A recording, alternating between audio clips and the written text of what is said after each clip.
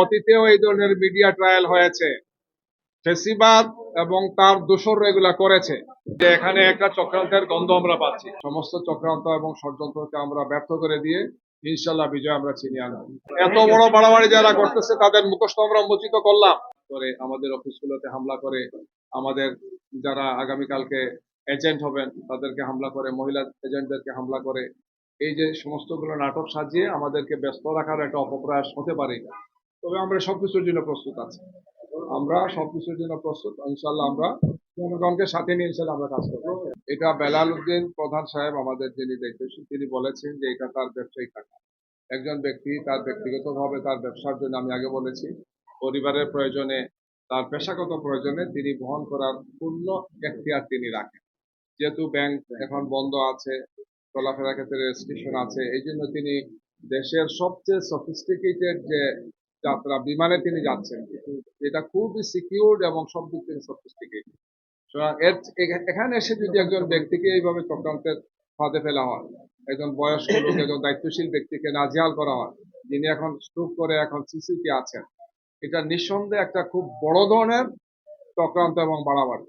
আমরা মনে করি যে এর সাথে যারা জড়িত তাদেরকে আইনের মুখোমুখি করা উচিত, এবং বিশেষ করে এএসপি, তাকে দিয়ে সুন্দর সুষ্ঠু নির্বাচন সম্ভব নয়।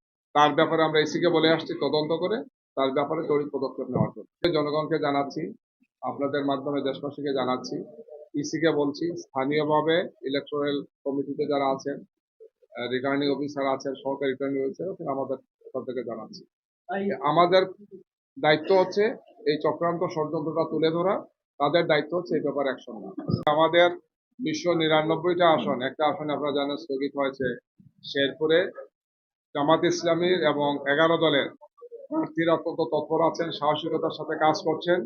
সমস্ত চক্রান্ত এবং ষড়যন্ত্রকে আমরা ব্যর্থ করে দিয়ে ইনশাল্লাহ বিজয় আমরা ছিনিয়ে আনব। আমাদের বক্তব্য আমরা দিয়েছি, আপনাদের সামনে এটা পরিষ্কার করেছি, আমরা আইসিকে বলেছি, এবং আইনি পদক্ষেপ বিধিবদ্ধ নিয়ম অনুযায়ী যে সমস্ত কিছু করে আমরা সেগুলো করছি। এটাই তো বড় প্রশ্ন আমাদের, এটাই তো যে এখানে একটা চক্রান্তের গন্ধ আমরা পাচ্ছি। যেখানে এন্ট্রি পয়েন্টে ঢাকা বিমানবন্দরে তাকে পাস দেওয়া হয়েছে, সেখানে স্ক্যানিং হয়েছে, ব্যাগ দেখা হয়, ব্যাগ খোলা হয়, এগুলো তো স্বাভাবিক, সবাই আমরা জানি। হাতে যদি আপনার পার্সও থাকে, মোবাইল থাকে, সেটাও স্ক্যানিং করা হয়, দিতে হয়েছে, এটাও স্ক্যানিং হয়। সেখানে এই ধরনের কোনো সমস্যা হয় নাই, এবং একজন দায়িত্বশীল কর্মকর্তা বলেছেন যে কোনো অসুবিধা এখানে নাই। তাইলে ঘটনাটা হচ্ছে, স্পটটা হচ্ছে সৈয়দপুর বিমানবন্দরে। এখান থেকে কে বা কারা বলেছেন, অথবা তিনি এই পদক্ষেপগুলো নিয়েছেন যাতে জামাতের এই দায়িত্বশীলকে এবং জামাতকে তিনি বিতর্কিত করতে পারেন। পরিষ্কার আমরা বলতে চাই যে অতীতেও এই ধরনের মিডিয়া ট্রায়াল হয়েছে।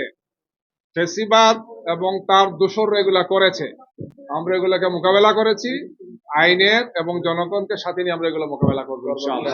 এত বড় বাড়াবাড়ি যারা করতেছে তাদের মুখোশ তো আমরা উন্মোচিত করলাম, সুতরাং এদেরকে করতে পারবো ইনশাআল্লাহ।